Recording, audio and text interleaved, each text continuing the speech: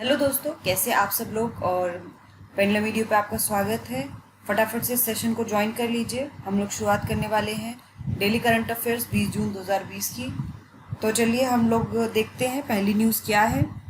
तो आज की पहली न्यूज़ है 41 कोयला खदानों के वाणिज्यिक खनन के लिए नीलामी की शुरुआत की गई है। और ये प्रधानमंत्री ने जो हमारे नरेंद्र मोदी जी जो प्रधानमंत्री हैं, उन्होंने वीडियो कॉन्फ्रेंस के द्वारा नीलामी की शुरुआत की है। इस अवसर पर उन्होंने देश को विश्व का सबसे बड़ा कोयला निर्यातक बनाने का लक्ष्य रखा है, यानी कि भारत को वर्ल्ड का सबसे बड़ा जो कोयले का एक्सपोर्टर बनाने का, निर्यातक बनाने का जो है लक्ष्य रखा है। भारत कोयला भंडार की दृष्टि से देखें तो दुनिया का चौथा सबसे बड़ा देश है। ये आपके लिए एक महत्वपूर्ण सूचना है कि जो भारत का जो नंबर है, भारत का जो स्थान है कोयले के जो भंडार के टर्म्स में, तो वो चौथा है। और भारत जो है दूसरा सबसे बड़ा कोयले का उत्पादक भी है। परंतु फिर भी देखिए कितनी उसकी बात है कि भारत कोयला आयात करने वाला दुनिया का दूसरा सबसे बड़ा देश है। वाणिज्यिक कोयला खनन की शुरुआत ऊर्जा क्षेत्र में आत्मनिर्भरता के लिए बड़ा कदम है, क्योंकि भारत को आत्मनिर्भर बनाने के लिए हमें जो जितने भी कोयले की खान है, जितना भी कोयले का भंडार है भारत में, तो उसका अच्छे से एक्सप्लॉयटेशन करना होगा, उसको इस्तेमाल करना होगा, ताकि जो डिपेंडेंसी है हमारी, जो हमारी निर्भरता है दूसरे देश से आयात करने के लिए, वो कम हो सके। चलिए इससे जुड़ा एक प्रश्न देख लेते हैं। इनमें से कौन सा कथन सत्य है? भारत कोयला भंडार की दृष्टि से दुनिया का चौथा सबसे बड़ा देश है। दूसरा कथन है भारत कोयला आयात करने वाला दुनिया का दूसरा सबसे बड़ा देश है। तो केवल एक सही है, केवल दो सही है, एक और दो दोनों सही है या कोई भी नहीं। तो इसका जो सही उत्तर है वो ऑप्शन सी है, यानी कि कथन एक और दो दोनों ही सही हैं। जैसे मैंने अभी बताया था, भारत कोयले भंडार की दृष्टि से दुनिया का चौथा सबसे बड़ा देश है और भारत कोयला आयात करने वाला दुनिया का दूसरे सबसे बड़ा देश भी है। अगली न्यूज़ देखते हैं। डॉक्टर हर्षवर्धन ने देश की पहली कोविड-19 जांच मोबाइल प्रयोगशाला का उद्घाटन किया है और यह कोविड-19 के नमूनों की जांच के लिए एक प्रभावी कदम है। इसे iLab संक्रामक रोग नैदानिक प्रयोगशाला नाम दिया गया है। इससे देश के दूर दराज के ग्रामीण इलाकों में भी कोविड-19 के नमूनों की जांच करने में आसानी होगी। आप देख सकते हैं फोटो में, ये जो है iLab जो मोबाइल लेबोरेटरी, जो मोबाइल प्रयोगशाला है कोविड-19 की जांच के लिए, ये लॉन्च की गई है। इस प्रयोगशाला का संचालन जैव प्रौद्योगिकी विभाग की सहायता से किया जा रहा है। इसकी क्षमता प्रतिदिन 50 RT-PCR और 300 ELISA जांच करने की है। चलिए एक प्रश्न आपके लिए। देश की पहली कोविड-19 जांच मोबाइल प्रयोगशाला का नाम क्या है? iLab, YLab, SciLab या PhyLab? फटाफट से कमेंट करके सही आंसर बताइए। इसका सही आंसर क्या होगा? इसका सही आंसर होगा ऑप्शन ए, यानी कि इसका नाम प्रयोगशाला का रखा गया है iLab। iLab इस प्रयोगशाला का नाम है। अगली न्यूज़ देखते हैं। मुंबई में mobile application air vanity launch किया गया है और इस ऐप का उद्देश्य ICU बेड और वेंटिलेटर के समग्र आंकड़े प्रदान करना है।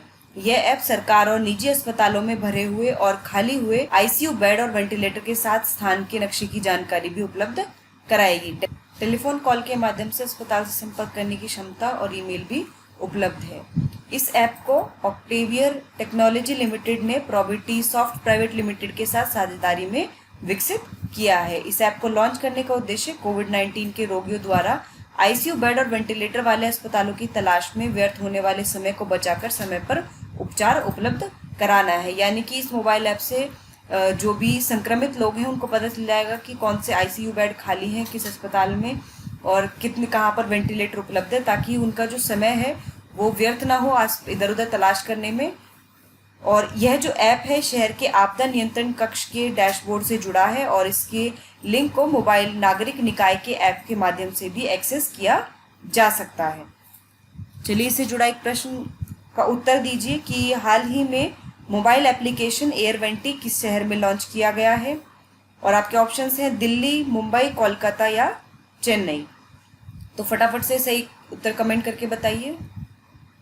दिल्ली, मुंबई, कोलकाता या चेन्नई। तो इसका सही उत्तर है ऑप्शन बी, यानी कि मुंबई। अगली न्यूज देखते हैं। तमिलनाडु सरकार ने नौकरी चाहने वालों की सहायता के लिए एक नया पोर्टल शुरू किया है और यह जो पोर्टल है तमिलनाडु सरकार के रोजगार और प्रशिक्षण विभाग द्वारा प्रारंभ किया गया है। इसे तमिलनाडु प्राइवेट जॉब्स पोर्टल का नाम दिया गया है और यह एक अनोखा कदम है। इस पोर्टल के द्वारा नौकरी चाहने वालों को डिजिटल रूप से नौकरी प्रदाताओं से जोड़ा जाएगा और यह पोर्टल ऑनलाइन साक्षात्कार आयोजित करने की सुविधा भी प्रदान करता है, यानी कि ऑनलाइन इंटरव्यू भी आज से कंडक्ट हो सकेंगे। योजना का अधिक विवरण ऑनलाइन के साथ साथ रोजगार और प्रशिक्षण विभाग के जिला कार्यालयों से भी उपलब्ध होगा। तमिलनाडु की बात करें तो दक्षिण भारतीय राज्य तमिलनाडु अपने द्रविड़ शैली के हिंदू मंदिरों के लिए प्रसिद्ध है।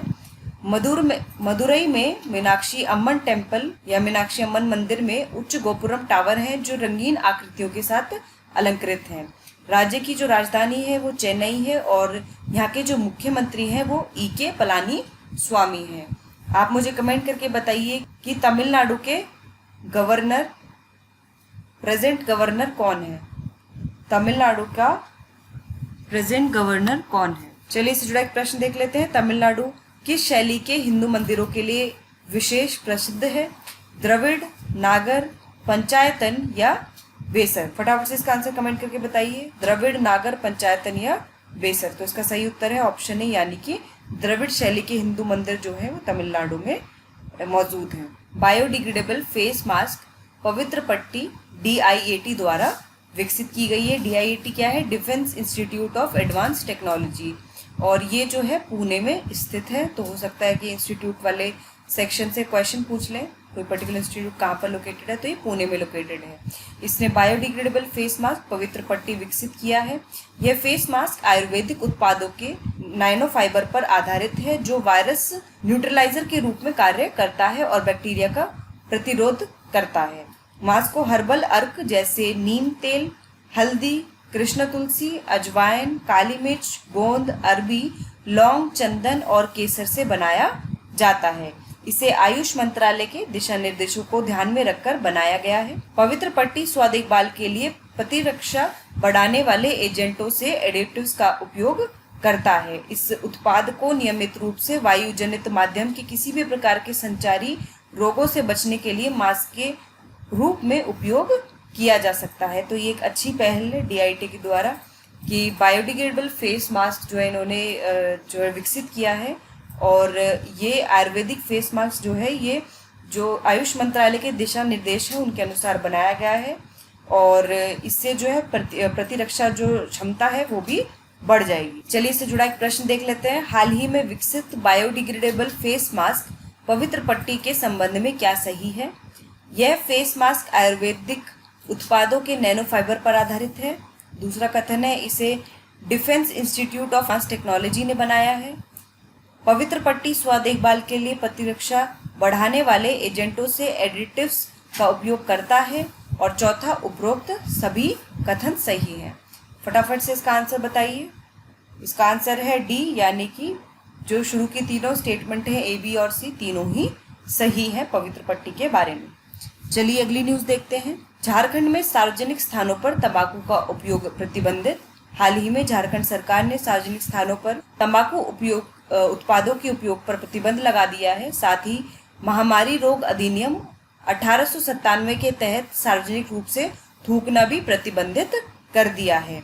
इसके अतिरिक्त राज्य सरकार ने अधिकारियों को सिगरेट और अन्य तंबाकू उत्पाद व्यापार और वाणिज्य उत्पादन और आपूर्ति और वितरण का निषेध अधिनियम 2003 के तहत प्रवर्तन दस्तों के गठन का भी निर्देश दिया है। हालांकि झारखंड सरकार ने राज्य में तंबाकू उत्पादों की बिक्री पर सरकार ने प्रतिबंध नहीं लगाया है। सार्वजनिक रूप से थूकना संक्रमण फैलाने का एक प्रमुख कारण माना जाता है। अंधाधुंध थूकने के कारण कोविड-19, एन्सेफेलाइटिस और तपेदिक यानी टीबी जैसे रोगों की फैलने की संभावना बढ़ जाती है। किसी भी व्यक्ति को आदेश का उल्लंघन करने पर IPC की धारा 188, 268, 269 और 270 के तहत सजा दी जाएगी। झारखंड की बात करें तो पूर्वी भारत का ये जो एक राज्य है, ये 15 नवंबर 2000 को संघ के 28वें राज्य के रूप में अस्तित्व में आया था। इसकी राजधानी रांची है। यहाँ के राज्यपाल जो हैं द्रौपदी मुर्मू हैं और मुख्यमंत्री हेमंत सोरेन है। झारखंड का राज्य पशु हाथी है, राज्य पक्षी कोयल है, राज्य वृक्ष साल है और राज्य पुष्प पलाश है। तो फटाफट से मुझे कमेंट करके बताइए कि झारखंड की लोकसभा की कितनी सीटें हैं। झारखंड की लोकसभा की कितनी सीटें हैं, फटाफट से कमेंट करके बताइए। चलिए इससे जुड़ा एक प्रश्न देख लेते हैं। हाल ही में किस राज्य ने सार्वजनिक स्थानों पर तंबाकू का उपयोग प्रतिबंधित किया है? झारखंड, केरला, आंध्र प्रदेश और गुजरात। तो इसका सही उत्तर है ऑप्शन ए यानी कि झारखंड। अगली न्यूज़ है, ईरान की नौसेना ने क्रूज मिसाइल का परीक्षण किया है और ईरान की नौसेना ने उत्तरी हिंद महासागर में युद्ध के दौरान और खाड़ी के प्रवेश द्वार के पास स्थानीय रूप से बनाई गई क्रूज मिसाइल का सफलतापूर्वक परीक्षण किया है और ईरान ने यह परीक्षण फायरिंग 2015 के परमाणु समझौते को दरकिनार करके की है। बात करें हम 2015 की परमाणु संधि की, कल भी हम न्यूज़ में पढ़ा था हमने, ईरान कल न्यूज़ में था कि जो IAEA है उसने जो है एक मीटिंग कंडक्ट की थी ईरान के साथ और वहाँ पे उन्होंने पाया था कि ईरान जो है उसने जो 2015 की जो परमाणु संधि है उसको जो है पूरा नहीं फॉलो किया है, उसका वायलेशन किया है, पूरी तरह से उसको कंप्लाई नहीं किया है। और साथ ही में जहाँ IA के कुछ जो ऑफिसर्स थे कुछ साइट्स को जो है इंस्पेक्शन करना चाहते थे, उनकी देखना चाहते थे, उनको निरीक्षण करना चाहते थे, तो उसको भी ईरान ने निरीक्षण नहीं करने दिया था। तो उस मीटिंग में पाया गया कि ईरान जो है अपने जो न्यूक्लियर प्रोग्राम है उसको कर रहा है कंडक्ट और जो है उसका अकाउंट जो है वो नहीं दे रहा है। तो उसी के चलते आप देखिए कि जो ईरान ने जो है जो ईरान की नौसेना है उसने क्रूज मिसाइल का परीक्षण भी कर लिया है और यह 2015 की संधि के जो परमाणु समझौता था उसके खिलाफ है। 2015 की परमाणु संधि की बात करें या फिर जिसको JCPOA भी कहते हैं, joint comprehensive plan of action, तो इसमें कौन कौन से देश शामिल हैं?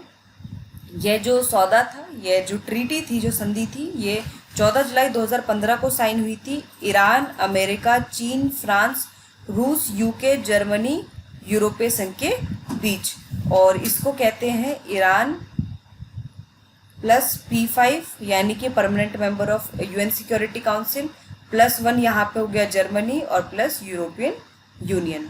ये सब है शामिल हैं इस संधि में और US ने हाल ही में इससे जो है बाहर हो गया था, इस संधि को छोड़ दिया था। हाल ही में अमेरिका इस डील से बाहर आ गया था और इस संधि की अवधि इस वर्ष अक्टूबर में समाप्त होने वाली है। अमेरिका जिसे आगे बढ़ाने के लिए प्रयासरत है।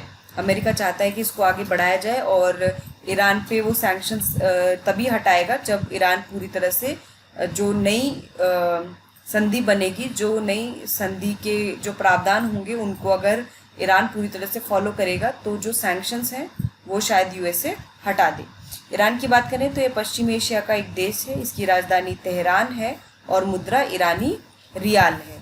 यहाँ पे आप लोकेशन देख सकते हैं मैप पे ईरान की, this is the location of Iran और ये अपना जो बॉर्डर है काफ़ी कंट्रीज़ के साथ शेयर करता है। इधर पाकिस्तान है, इधर अफ़गानिस्तान है, इधर तुर्कमेनिस्तान है, यहाँ इराक है, इधर तुर्की है, इधर अज़रबैजान है और भी एक कंट्री है। और आप इसको एक बारी पढ़िए कि ईरान अपना बॉर्डर किस किस कंट्री के साथ जो है शेयर करता है। इससे जुड़ा एक प्रश्न देख लेते हैं। संयुक्त समझौता योजना 2015 में इनमें से कौन सा देश शामिल नहीं है? ईरान, अमेरिका, चीन या भारत? फटाफट से कमेंट करिए कौन शामिल नहीं है, ईरान, अमेरिका, चीन या भारत। तो इसका सही उत्तर ऑप्शन डी, भारत इसमें शामिल नहीं है। इसमें ईरान शामिल है। P5 यानी कि 5 permanent member of security council यानी कि रशिया, चाइना, USA, UK और फ्रांस प्लस एक जर्मनी और यूरोपियन यूनियन शामिल है। चलिए अगली न्यूज़ देखते हैं। लोकप्रिय होता एक्सॉन एक प्रकार का किण्वित सोयाबीन है। यह नागालैंड में कई आदिवासी समुदाय विशेषकर सेमा जनजाति, ये जनजाति महत्वपूर्ण है। हो सकता है प्रश्न पूछ ले कि सेमा जनजाति जो है वो किस रीजन से बिलोंग करती है, किस स्टेट से बिलोंग करती है। तो ये नागालैंड की एक आदिवासी समुदाय है। इसके द्वारा खाया जाने वाला किण्वित सोयाबीन है जो कि एक्सॉन है और इसका स्थानीय रूप से अकुनी भी कहा जाता है, जो अपने विशिष्ट स्वाद और गंध के लिए जाना जाता है। इसे पूर्वोत्तर क्षेत्र में अचार, चटनी या करी बनाने के लिए उपयोग किया जाता है। यह किण्वित सोयाबीन पूर्वोत्तर भारत के साथ साथ पूर्वी एशियाई देशों जैसे कि नेपाल, भूटान, जापान, कोरिया, चीन, म्यांमार, वियतनाम और इंडोनेशिया में भी उपयोग किया जाता है। तो चलिए, आपके लिए एक प्रश्न है, हाल ही में चर्चा में रहने वाला ये एक्सॉन क्या है? ये यहाँ पे एक्सॉन होना चाहिए। एक्सॉन क्या है? ये एक खाद्य पदार्थ है, यह एक जीव है, यह एक नया रेशा है, या पृथ्वी का नया उपग्रह है? तो फटाफट से इसका सही आंसर बताइए कि एक्सॉन क्या है। एक जीव है, नया रेशा है, पृथ्वी का नया उपग्रह है, एक खाद्य पदार्थ है।